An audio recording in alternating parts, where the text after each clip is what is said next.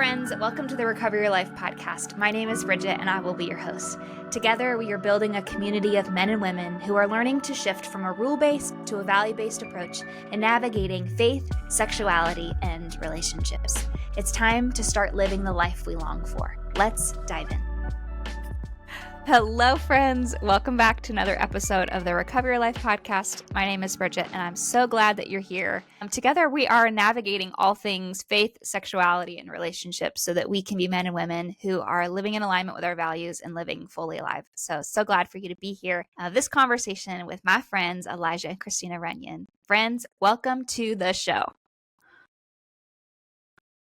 Elijah and Christina are also certified connection codes coaches. So we met each other this year. And now they're just kind of stuck with me because I like them so much. So we have friends along this journey. It's so cool. Very fun. Yeah. It's always fun to meet internet friends. And now I'm half internet friends. Elijah, I've seen you in person. Christina, I'm counting down the days until we get to hug in person. We have yet to touch. It'll be so close. Love it, love it. Well, as we kind of dive into our conversation today, I would love to just kind of do a tool that we use in connection codes called the core emotion wheel that helps us really process in the moment what's happening in our inner world and also sets the stage for us to connect really well. I know I've kind of told people before, I feel way more comfortable being on a stage in front of thousands of people than I do being in front of a camera. And so I even notice my body gets like, oh, I'm with my friends, I'm safe. My body also goes, oh my gosh, there's a camera here. This feels a little scary. So I would love for us just to take a few minutes and do a core emotion wheel that we can process. So who would like to go first or who's willing to go first? That's a good question. Yeah. I'll go first. Sure. Great. Let's see. So issue specific? Whatever. Okay. I have a lot of fear in a couple days. I'm taking a youth group, going with a youth group to Brazil. Okay. On a mission trip. And a lot of fear, just the going into an environment that I don't have control over, going into someone else's territory where I don't get to call the shots. I'm just part of the group. And so I have some fear about that. A lot of joy that I'm going with my girls because I get to spend time with them and have this brand new experience with them.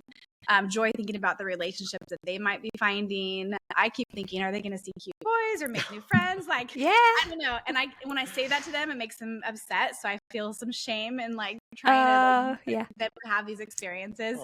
When they were like, Mom, stop talking about that. Let's see. I'm sad to leave my kids, my boys back home, and including Elijah. He's not going. Yeah. Thanks for including me. You're welcome. Lonely. I'm expecting to be really lonely on this trip because I don't know culturally if I will fit in. So I'm really going to try and take care of myself and my body and what's happening for me while I'm there. Let's see. Guilt that I'm saying that. That I have these feelings about not trusting people or the culture. Anger. Let's see. Anger, I think that it is taking me this long to even have this conversation, about trusting your body, knowing, holding space for yourself, all of those things, wasn't part of the culture that I grew up in. And so I'm just kind of angry that it wasn't even a topic. So let's see. Was that it? Hurt that I wasn't raised to take care of my body, to take care of myself, to even value myself. And so, there's my wheel. Yeah. Thank you. Did I say sad? Leaving the boys? Sad to leave the boys. Sad to leave the boys. That's right. And me. Yes. So, yay. Okay, I'll go, Bridgett. Okay, thanks so much. There's so much firing for me. Let's do it specific to our relationship and sex and all that stuff. Okay. If that's okay. Since Love we're it. talking about that. I think I feel some hurt from purity culture and kind of the conditioning that church gave me around sex. I think it was all good intentioned, but just caused some pretty lasting damage for me. Lots of sad in that too. Sad that I just don't think I was able to celebrate being a sexual being as a young man and even into my adulthood. Lots of lonely in that. I think there's lonely as a man in sex just because it's It's like it feels like we're not even supposed to talk about it, because if we talk about how it drives us, then it's a bad thing, so Yeah. all tons of shame in it, tons of shame in even having a sex drive, and then guilt for wanting it, Yep. which is interesting. I think I feel anger just in general that it hasn't really been addressed in the church yet. And even culturally, like we were watching a show the other night and it's like sex is this dirty taboo thing. And I'm like, but it's not, it's beautiful and everybody was made for it. And so there's anger there. And did I miss any? Fear, lots of fear in navigating this topic with my kids. Fear in like, I still don't have it all figured out. I still don't know all the language, like I know how I feel in my heart about it, but like I don't know if I have the language for their ages yet. And so there's lots of fear in that. So yeah, totally get that. Thank you. For me, I feel so just also for listeners, I love that you guys did them two different ways. So the way you can use a core emotion wheel is a self check-in, like what Christina did, which is hey, this is what's happening in my world total. We are going to move into a conversation around sex. So then Elijah demonstrated how to take, okay, we have one topic we're talking about, and this is how all of those emotions relate to that one topic. And so, I mean, literally a tool that saved my life. So we love the core emotion wheel.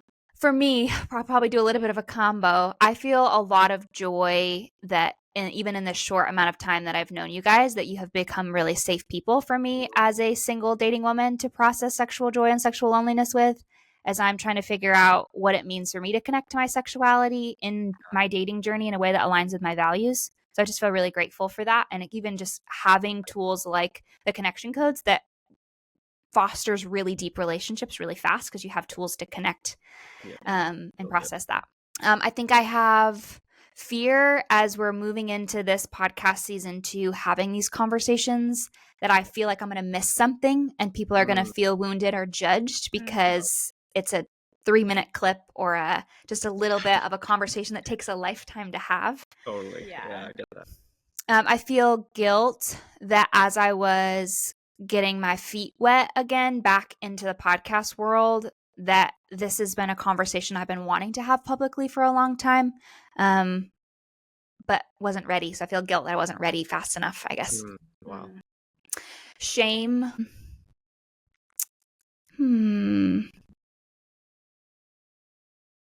I think there's just some shame in just the vulnerability. I think I would call it a healthy shame. As we say, shame tells us who we are and who we're not. There's some healthy shame of all three of us presenting our sexual story to the world and saying, I want to do this in a way that's really honoring publicly, but also like honoring our bodies and our stories, that there are details and things that stay private. So I think that's a situation where shame is really helpful to go, where it goes where. Yeah. We're learning that. That's a hard lesson. Yeah. Sad. I think I feel so much sadness in the fact that typically when we talk about sexuality, it's a very singles talk to singles and marrieds talk to marrieds. Totally. But I want in friendship, I want to speak into your sexual experience and I want you guys to speak into my sexual experience. And so I think there's some sadness in that the culture has missed that overall. Yeah. Probably some lonely in that too. I feel like as a single person, I've been left out of a lot of conversations of like, oh, well, you're not married yet. You don't know. You don't. And it's like, well, I'm still human. Thanks for that. Did I miss anything? Anger.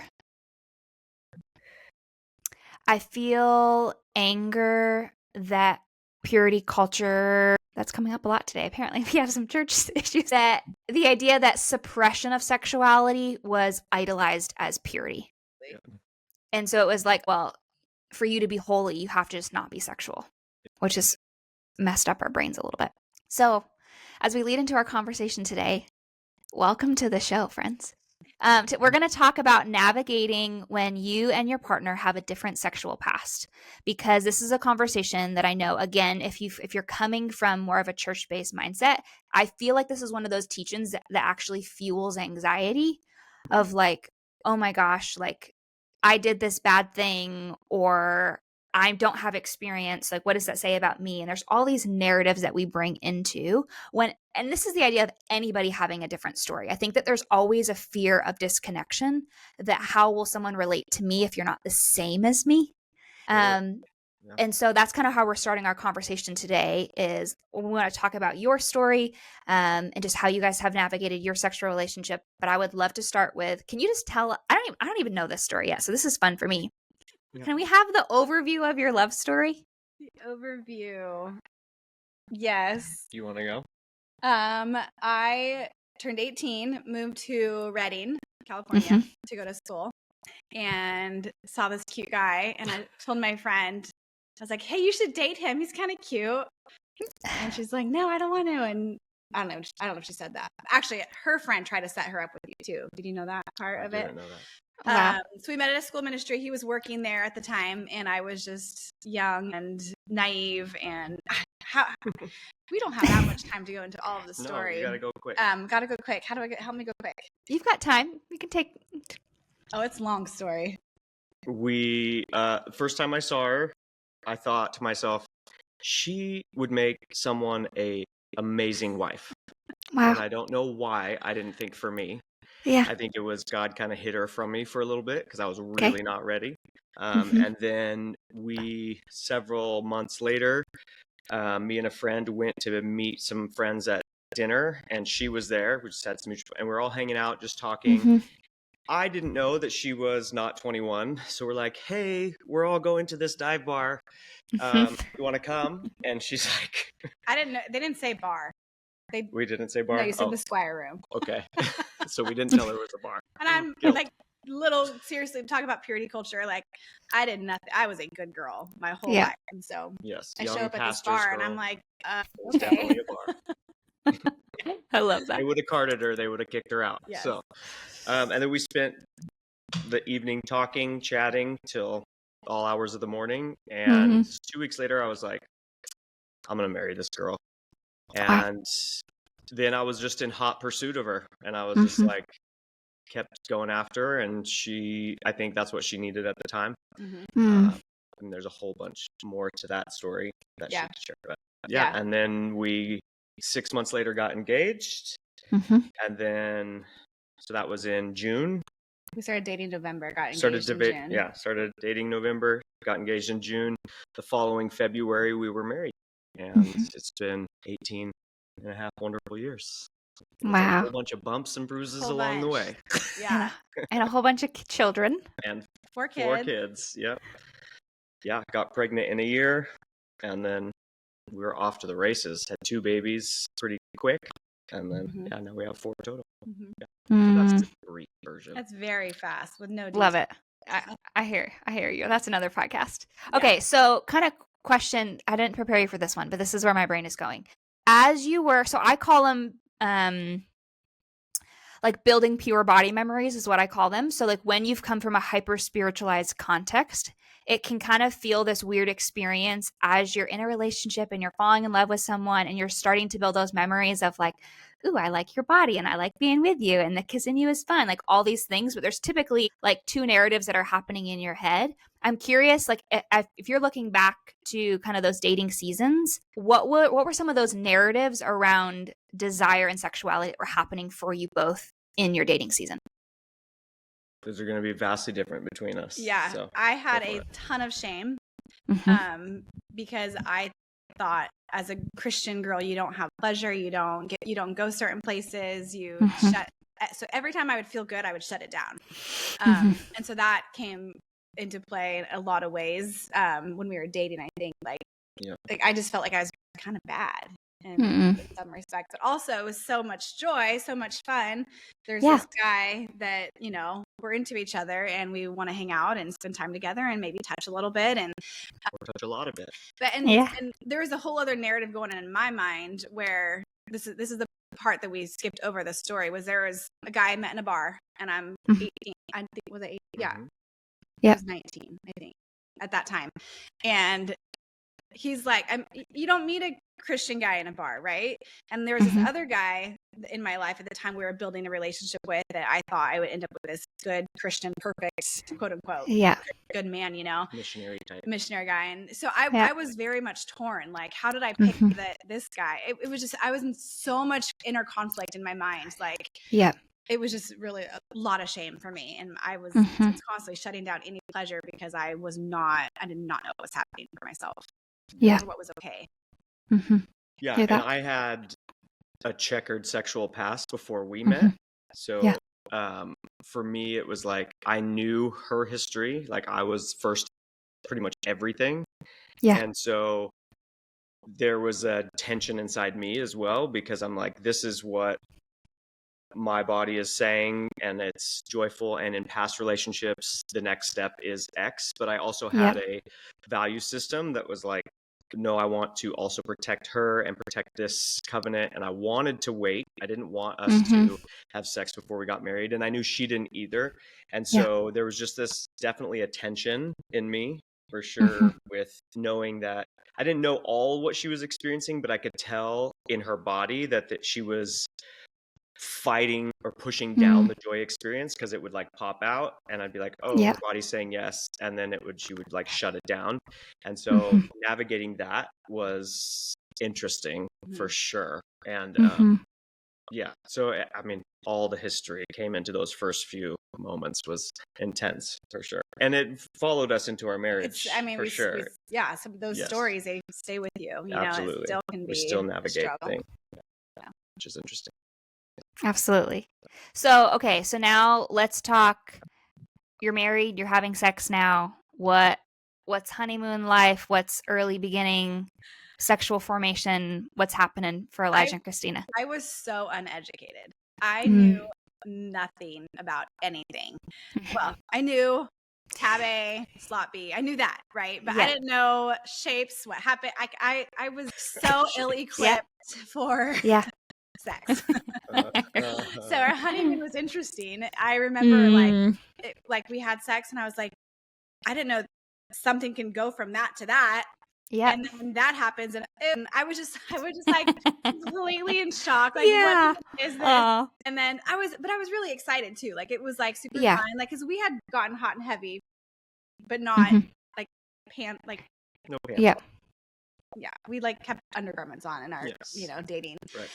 So when the pants came off, it was like, wow, this is different. And our honeymoon was kind of interesting. Why don't you want to share the honeymoon part? I don't know. I had really high expectations.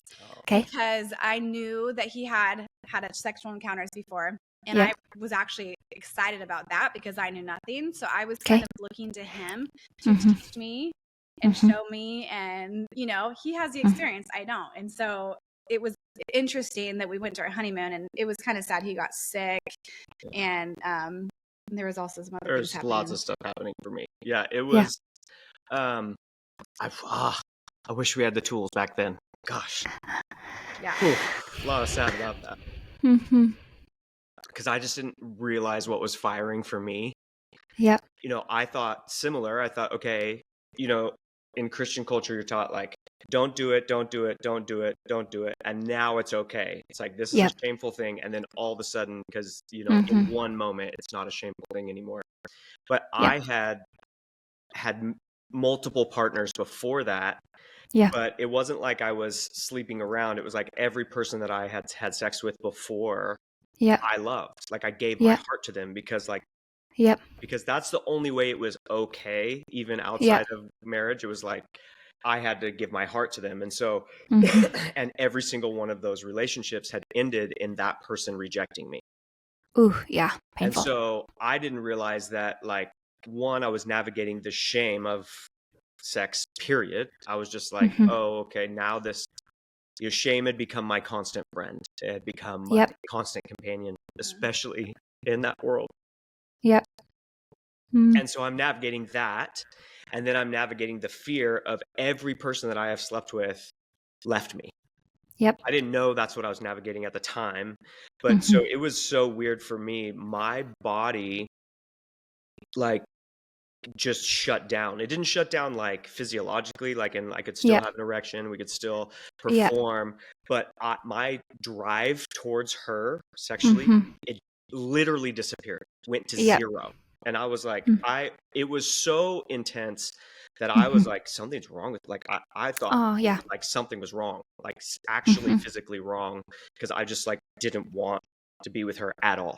It was just, it got turned off. And so I wish we would have had the tools. I wish we would have been a little bit more mature, We were babies. less broken, but we weren't. And that's our story. So it was a rough first 5-6 years of our marriage, especially sexually. And we had some good moments in there, but just especially the first probably 2 years, like it's kind of shocking that we had 2 babies in that time. You know, yeah, so. And I took it as rejection, you know, I'm like, we're on our honeymoon, and I'm like, I thought we would have, you know, sexual encounters all the time, and I'm like, what's wrong with me? This isn't happening, you know. And so that was my first experience, like being completely shut down, and so it really did some damage for me. Like, I don't think I came into the relationship broken, but I think that broke a lot of parts of me that have been it's taken a lot of time to rebuild that even desire back up, you know, because I was the one pursuing him almost all the time. And then I would get rejected. And so it was just pain after pain after pain. And it was rough. It was hard. Absolutely. It's so beautiful and so hard. I feel like last night I had a girlfriend over and we were just kind of processing through some stuff that we have. I'm working on a sexual self-trust workshop. And so having these conversations. And so one of the things I always like to say is that marriage is the endless discovery of each other's stories. And so there's always this like constant like learning and shaping. And then there is this innocence of like, you don't know what you don't know. Absolutely. And so it's like, well, how do I even present that to a partner? Right. Even like Elijah, that masculine narrative is so common. Like, I just want men to hear that, like this idea of, okay, yeah, I've had these sexual experiences with all these women. Sometimes it was just a mindless numbing thing. Other times it was like the super innocent lover heart of like, I love this person. I want to be committed to this person. And then my heart is shattered. And so then all of a sudden you're with this incredible lady that loves you to the ends of the earth, and your body goes, nope, she's going to leave me. Absolutely. I'll just back out before she actually, and then the other person's like, what are you like, wait, why am I being rejected? I'm coming towards you. What's happening? And so there's just this like tornado cyclone of how the hell do we do this? Because it's there. And that's why I think that like the story part is so important, because we all do carry a story in our sexuality, regardless of what our experience was. That experience in and of itself is not a disconnecting factor in future marital sexual connection. Absolutely. So I'm curious, kind of like in those first couple years, did you have people that you reached out to help for? Did you feel like you had to hide it? Were there things that were helpful that people said, or things that were not helpful that people said? What did the journey to say, hey, we actually need some partnership in our sex life, like what did that look like? I was afraid to ask anybody anything. So no, I did not have anyone to talk to. I didn't have any mamas around me, or even big sisters, or, you know, for friends. I didn't have anyone around. So for me, it was a super, super lonely time where, and like, not only did I'm sure I could have reached out and like risked a little bit, but I didn't feel that safety with anybody, which is like, I hear you. Super, super sad. But I'm wanting to protect him, his reputation. Like, that was my job as a wife, is to like, don't let him look bad, make sure everyone thinks he's great.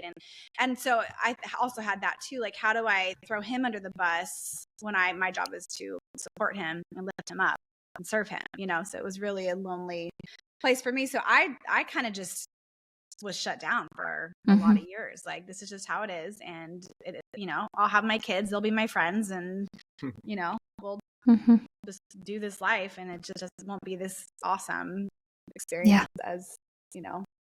Yeah, we were pretty isolated and lonely in those first few years, I would say. I think there was I don't know, our church community felt weird. I didn't really want to go. It was, I don't know. It just all felt weird. Yeah. All of it felt off. So I wouldn't say that we really started getting traction.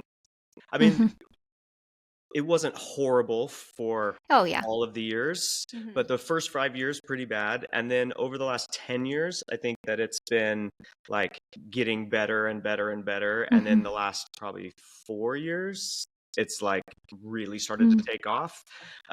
Big part of that is connection codes, huge part of that. But even right before that, I think we just have always, not always, we started really cultivating this just like real authentic, just in our individual selves, like, hey, we don't want to be fake with anyone, including ourselves and each other. And so we started just to get brave with each other and started just having some conversations.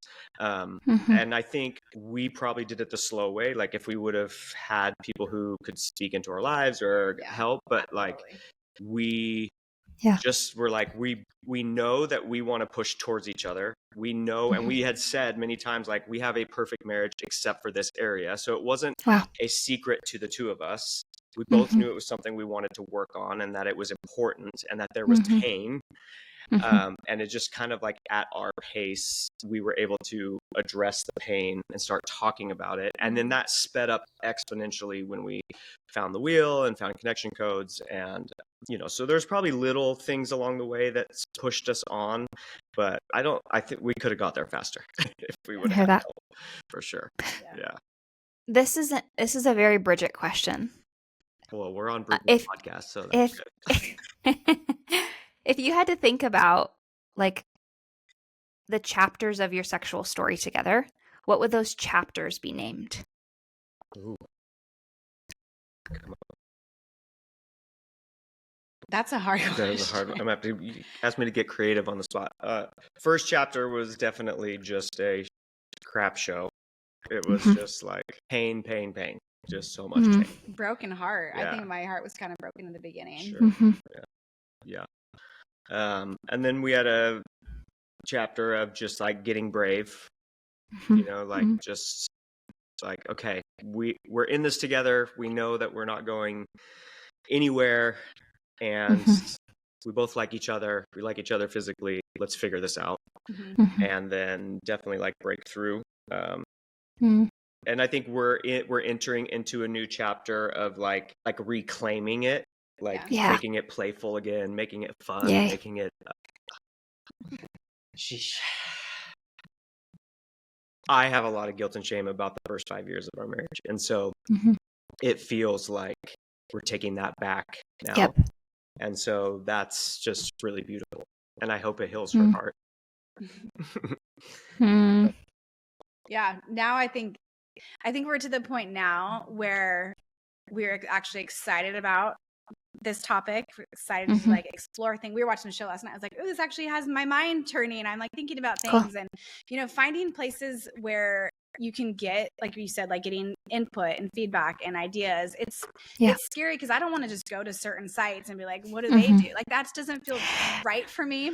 And I hear that. A really tricky thing to do where I'm like, how do you go after getting ideas without feeling like you're being intrusive to someone else? I don't know. It can get really hard. So I think our journey was really slow and really awful and extremely challenging. But where we are now, I have so much hope and joy thinking about what the tools that we've picked up and now how we can raise our kids. Because now we have teenagers and young boys.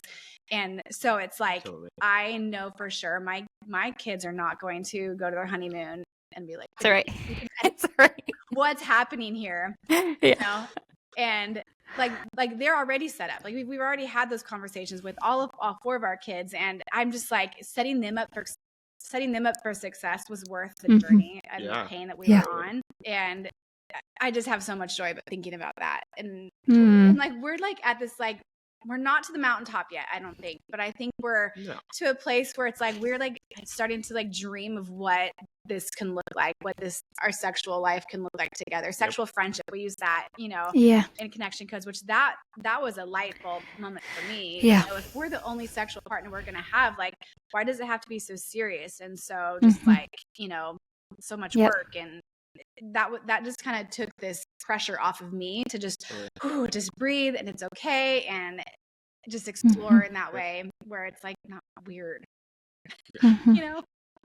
I love that. Yeah, I think that there's the space to just taking the pressure off that you don't have to be perfect. Because I know from my story, that information feels really safe for me. And so I can kind of feel the shift sometimes where I'm like, oh, I need to go, and I need to learn. And like, even for my dating story, right before I started dating, I actually met with a local therapist and went through my sexual memories with her. And I was like, hey, from childhood to now, this is everything that I can remember. I just want someone to know that. And that in and of itself, I think was good. And I'm grateful that I did it. But I definitely can feel the shift inside of me when I'm like, oh, I have to go listen to another podcast. I have to go learn, like, am I saying this correctly? Am I doing this correctly? Like, what does this person have to say about this, compared to like, okay, checking in, even just the whole reclaiming. I think I'm getting excited. The whole reclaiming language is really important, because I feel like I have two dual passions in this conversation moving forward with sexual self-trust. Is number one, if you're starting young and you're either you don't have a ton of sexual experience, and so you're getting to learn these tools and these resources, and you're actually being able to go into your primary sexual foundational experiences with tools. Amazing. Love that. But also, if you're like, oh gosh, we missed it. We had years of sexual experience either with other people or with each other, that we didn't have that. I do think that there's this really beautiful, innocent reclaiming of, there's so much of the dynamic that Elijah and Christina had when they were dating, that I do think God heals that place. And that's what fuels the sexual experience. But it's all the narrative that was happening back then. Totally. I think that's something that we often miss, is when couples go in for any sort of sex therapy, it's kind of like, well, here's the mechanics that are not working right now. Not realizing there's actually a whole story that I've carried about what does it mean about my body? What is sex? What does my sexual experiences say about me? Yep. But then also how you began building those body memories with each other in dating. Yeah. So I want to kind of rewind back to that for a second. Christina, coming into sex with Elijah, not having been sexually active before, what was happening for you in that, and what do you feel like you needed in the beginning? And Elijah, coming into having been sexually active, what was happening for you, and what did you need that would have helped Elijah and Christina as a dating couple? I think I just needed conversation and knowledge, and even just someone telling me it's okay to feel good and to let your body feel. I think I shut down all my feelings, and so I had no one to tell me what pleasure looks like, what to experience, like orgasms, all of that stuff was like, I had no idea. And so coming from the, you resist until you're married, and all of a sudden you're supposed to just have this great experience. I didn't know. I was too shut down to even have that happen for me. And so I needed a friend.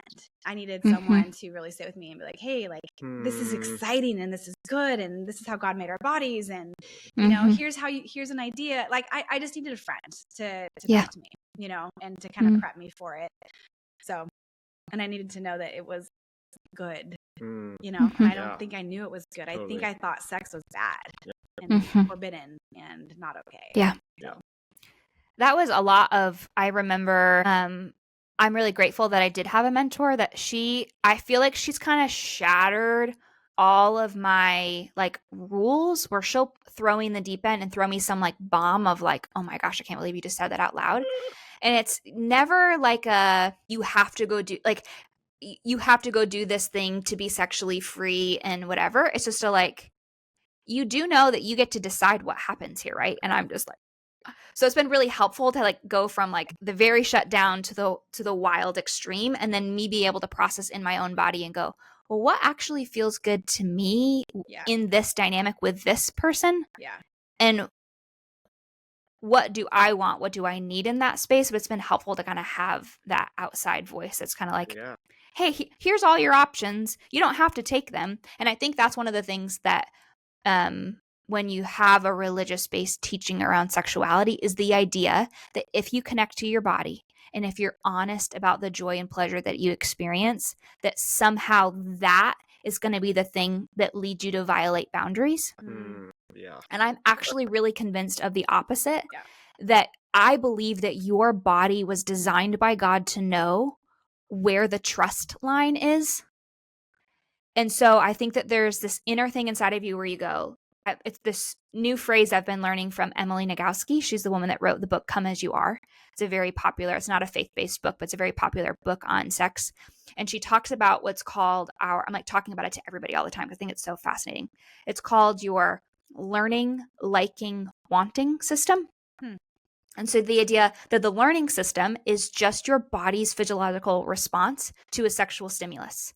So that is oh, wow, there's an attractive person, or, hey, this is my person. I want, like I'm learning that this cue means this is a sex thing. It is not necessarily saying that you want the experience. It's just giving you information that, oh, this is a sex-based information input. Then there's the liking system, which goes, okay, I see this as a sex thing. I like that this is a sex thing. This is cool. And then there's your wanting system that goes, I know that it's a sex thing. I like that it's a sex thing. And I want to continue into that sex thing. Really. Where this gets complicated with abuse or in situations with couples where they don't know how to process, and so things go further, is you might have your body, the learning system that says, hey, this is a sex thing. So your body might physiologically respond with arousal, but you don't have a liking thing. We're like, ooh, I actually don't like this and I don't want this. But my body's trying to have all three cylinders firing. And so I think when we don't talk about that part, that can be really damaging, because when you're learning and setting your foundational sexual experiences, you can kind of have this weird thing that happens of like, well, I knew it was a sex thing. I liked that it was a sex thing, but I also didn't want it to be. And I think that that's also really helpful for setting boundaries, because I think about, this is something I kind of tell dating people to do, is like, think about whatever the experience is. Let's just take making out. That's a very PG thing, making out. Now, you might have I know it's a sexy thing. I like that it's a sexy thing. But if I'm being real honest with my body, I don't actually have enough trust built in this relationship yet to be ready to experience that in a way that feels connecting to me. Sure. Yeah. But when we can process the core emotions through it, and having that friend, that coach, whatever it is on the outside to say, hey, we've been dating for a while. We've held hands. We've been kissing. We've getting a little more snuggly. I actually think that I want to introduce making out with this person. We've had the conversation, like you and your partner had the conversation. I actually feel like now my body wants that. Wow. And so being able to go slow in that system creates a lot of safety. And I think that typically the reason why we don't ever talk about that is the idea that if you connect to your sexual joy, that means that you're automatically going to bypass values. And I don't think that's true. I think that if you actually can connect to the joy, because I think you have to come out from, I think, I have fear of this being a prescription and not a description, but I'll say it. And if we experience pain, we can process that. I don't actually think it's too much sexual joy that leads to violating personal boundaries. I think it's that you have to dissociate from believing that you're worth that joy that pushes that through. Because when it's like, wow, I'm worth this joy, this is good, but yes, this is good, and I think it's beyond the trust I've built, we can go, okay, let's save that for down the road. It's good that I want that, right? It's good that my body wants that experience. But my body also knows that introducing that experience today probably isn't the best idea to honor the covenant that we've built, because covenant's built over time. Right. Yeah. Absolutely. Yeah. Yeah. Agree. I think it's, at least for I'll speak for me, not for all men, but Mm-hmm. a lot of men in church culture, Mm-hmm. even the experience of sexual joy Yep. was shameful. Mm-hmm. And so I think that What's the shame? the shame is that you even want that outside. Like if you're not in covenant relationship Okay. and you feel Yep. sexual joy for a person, Mm-hmm. that you're violating Mm. like morality. Yep. And so I think it's more of a like not processing the joy. Like you said, it's a Mm-hmm. dissociation for sure, but it's because it's a pushing down of that Yep. joy. And so if you could just process it with the person, Mm-hmm. I think that it wouldn't lead to crossing boundaries. But Mm-hmm. because we don't process it and we go, oh, I felt sexual joy, I felt even aroused, like that was Mm-hmm. negative, that was shameful. And so Yeah. you just keep pushing it down, pushing it down, pushing it down. And then for me, someone who was like, don't tell me what I'm going to do. Yep. I was just like, well, I'm not going to let someone put shame on me anymore. Yep. I'm going to live according to what feels good to my body. And I'm going to stop Yep. pushing that joy down. Then it became Yep. unprocessed. And then I just started operating outside of my core values. Yep. And so I think it's this unprocessed joy that we just tell people, hey, that's not okay yet. Mm. It's not okay to Yep. even experience it yet. So stop Mm-hmm. experiencing it. And Mm-hmm. as a young boy, you're like, I don't know how to do that. I just Yep. saw a beautiful woman. I'm very attracted to her. I Yep. think I'm appreciating her beauty. And Yep. even that felt shameful. Like the Mm-hmm. idea of appreciating beauty felt shameful. And so you're just in this world where you're constantly pushing that down. And Mm-hmm. some boys let the cork pop prematurely, no pun intended. Mm-hmm. And some wait, but then it's still a shameful thing when you get married because you're like, I've been Yeah. pushing this down for so long. Like Mm-hmm. I don't know how to let this out and not feel shame about it because I've been told Yep. my whole life that feeling this way is shameful. Mm. So Mm-hmm. I love that bridge of learn, like, want. Is that because I think that's something like for me, I was stuck in the learning was bad for me, you Yep. know, and I think there was so much fear in not, I don't know, getting pregnant as a teenager. I don't know. So much fear that Yep. parents don't want their kids to experience sex before marriage in our culture, that they didn't teach them anything. You know, Mm-hmm. like I remember like my family, my parents kept me out of sexual education at Wow. school because they taught you about gay relationships. And I'm like, Mm. just because I'm taught about gay relationships doesn't mean I'm going to be gay. But I think there's that fear. The more you know, the more you're going to want. Mm-hmm. But it's like that bridge is, I think, so important to learn beautiful. as you grow up, to learn that trust with yourself, that I think is so, I'm so excited about this, that you're talking about it, because it's such an important thing for the next generation. Because if we are just ignoring those steps, then there's just so much dysfunction that can happen out of it. Mm-hmm. Absolutely. Love it. Elijah, what did you need as a young guy? Oh man, heading into our marriage, I even needed this like outside of our sexual relationship. I think that we just weren't very actually connected and weren't like, we didn't have the tools to really just go to the stories, go to the places that I would have needed to go to have freedom in our sexual relationship during those first Yeah. few years. Like, I think if Yep. I had the tools to be able to go, hey, this is what I experienced. I have shame here. I have fear here, you know, like, and just that, all that Yep. language and the tools, I think it could have completely, like, I didn't even know until not that long ago that she was hoping that I would teach her stuff. Like, Yep. I didn't even know that, you know, so if Yep. we had this conversation that was like, because what I felt a whole bunch of shame about, she felt joy about.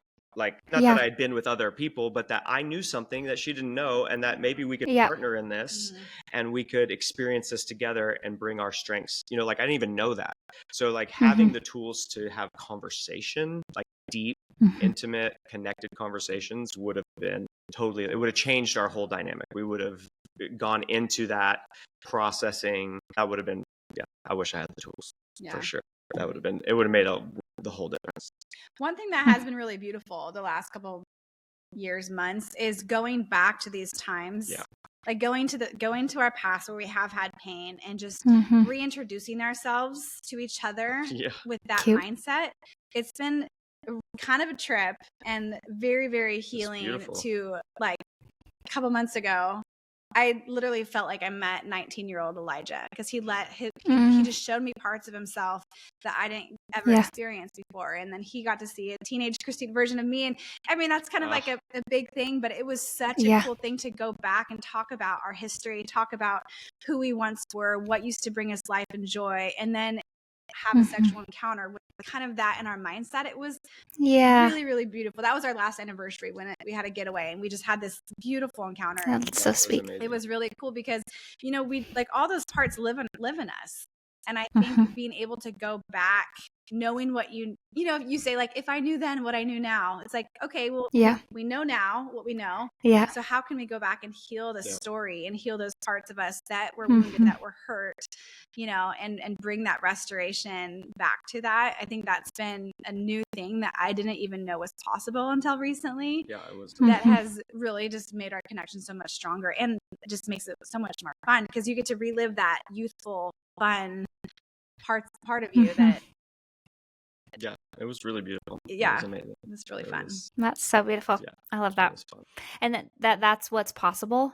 I just remember as I was building my introductory sensual experiences in dating, of like so angry of like, well, no one told me it could be good. Like no one told me that I actually could align with my values, that I didn't have to violate a personal belief or boundary around what creates sexual trust for me and my story in alignment with my faith system. I didn't have to cross any of those, but I actually could be really connected to myself and to somebody else, and to go, I didn't marry that dude. I didn't marry him. And I'm so grateful for the trust that I built within myself and the trust that I was able to experience in that relationship, that it actually pushes me to go, I'm so grateful for that, because it will, like, that foundation will blossom into beautiful sexual experience with a husband because there's that trust there. Absolutely. And I think to recognize that there's a grief in that. Like, any loss of a lover is really devastating. Absolutely. Yeah. And I think we want to protect people from heartbreak. And I get that, but like, love brings grief with it. So welcome to life. Yep. So true. Yep. And so I think that there's this, how do you sit with yourself inside of that story of championing the innocent, beautiful parts of you that said it's good that you wanted connection, that you wanted pleasure, that you wanted play. Like, those are all really beautiful parts of you. And we can say, okay, great. This is where I did that in alignment with my beliefs. Let's keep adding that to our life. And this is where you go, oh, sad, I missed it. Guilt, I missed it. Yeah. There was all that innocent stuff there, but because I didn't have the tools, or because I wasn't connected, or because of the thousands of things that could be contributing to that, yeah, I violated that boundary, and that didn't feel super great. Totally. But there's still parts. I think what I want to say is, like, even if you are willingly or just don't have the tools and have language, and so boundaries were crossed, that you go, oh, shoot, missed it, that you can still, even in those experiences, still have moments of beauty and innocence and really good learning opportunities that you can take with you, that it's not all bad. Yeah, totally. Yep. Right. I love that. So, friends, this is where coaching is really helpful, because this is a lot to carry. I mean, I have people in my life, therapists, coaches, pastors, friends, that I have say, hey, will you hold this with me? Like I said, Elijah and Christina, I've done voice memos. I've had a phone call. I'm like, oh my gosh, I don't know what to do. This is really scary. How do I do this? And so being able to have someone to check in and say, hey, we need help. Would love to have you guys talk a little bit about your heart for coaching and how people can connect with you. And then I'll share, and we can wrap up our conversation today. Yeah, I mean, I think one thing that I say often is I don't want my pain to be for nothing, our pain to be for nothing. And so every time you tackle an obstacle, every time you get keys to freedom, I feel like it's your responsibility to give them away. And also a fitness coach, but 10 years ago, I was really not fit and overweight. And now I am really fit and not overweight. And I can help people because I've been through the journey. And I think there's something so special about holding what I feel like as a coach, one of my jobs is to hold hope for people where they don't feel hope. Just be like, they're like, this feels hopeless. And I'm like, I get that because I felt that way too, but I'm going to hold hope for you until you start to be able to hold hope for yourself. And it's like, so for me, I love coaching individuals, couples, it doesn't matter, but just being like, hey, I've been there. We've been there. Look at like you can do it. And here's a key how. And that's how I view coaching. It's just like our pain is not going to be for nothing. We're going to give away those keys to freedom to as many people as we can. So that's kind of my heart for coaching. Yeah. I think I've spent so much of my life shut down. My whole life revolved around other people's needs, other people's, desires, what they want, and my life was in service to them. And so I never was I never felt freedom to have joy, to have pleasure, to feel important, to value myself. And so I just, my desire is just to help people find out, and learn that they matter. Like you matter, like moms, like you matter so much because if you're not thriving, how are you going to help your kids thrive? And if you're a mom that was shut down and your whole life revolves just around your kids, like you need to be alive and well so that they can see you and grow and you have a great example. And so, I think coaching for me has just been so fun. Just helping unlock people and finding their voices, finding who they are, finding that they matter in a busy, crazy life where you're full of all this duties and stuff. And so it's just fun seeing people come alive. And that's like my greatest desire is just to let people, I just want all my friends, all my family, all women, all teenagers, just be you, just find out who you are and rock it because I don't know. I'm learning that myself too right now. Like I have to be okay with who I am, not just okay, but like be proud of who I am. And it can take a lot of time of unraveling some of your past trauma in order to get there. So I think it's just time for humans to just be the best version that they can be. So I think coaching is a really cool way to accomplish that. And these conversations are so fun. So thanks for having us on here. It's so fun and such a beautiful message that you're coming across because it's so needed in the culture these days, having kids in high school and their friends. And there's just so many questions and so many answers. And it's like, creating a culture where it's like giving them proper tools, I think is just really, really beneficial. So thank you for the journey absolutely that you're paving for other people to follow. Thanks for being part of the journey. Friends, so grateful you're able to hang out with us today. As always, will you share this with your people? Would you put it in a group chat? Would you post it on your Instagram story? We need your help spreading the word because when our stories are told and other people get to see the reflection of their story too, they feel less alone and they get to live wild and wonderful lives. We'll make sure in the show notes that there'll be access. You can hang out with any of us. We're all coaches. We're doing free discovery calls. We would love to see your face for 30 minutes. And we have a whole network of certified connection codes coaches. And so we will love to tell you that if we're not the right fit, we will get you connected with someone that is the right fit that can set you up for success in your story. And I'll make sure that you have the information for Elijah and Christina in the show notes below.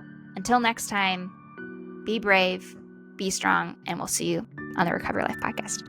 I'm so glad you could join us for today's conversation. Be sure to check out your show notes to learn more about today's guest, how you can connect with them, and other resources they have to support you in your journey to living the life you long for.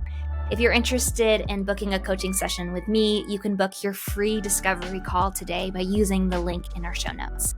Friend, your story is so worth sharing, and I hope that today you feel a little bit more supported in navigating conversations about faith, sexuality, and relationships. I would love to partner with you on this journey, so if there's anything you need from me, please don't ever hesitate to reach out. I can't wait to see you next time on the Recover Your Life podcast.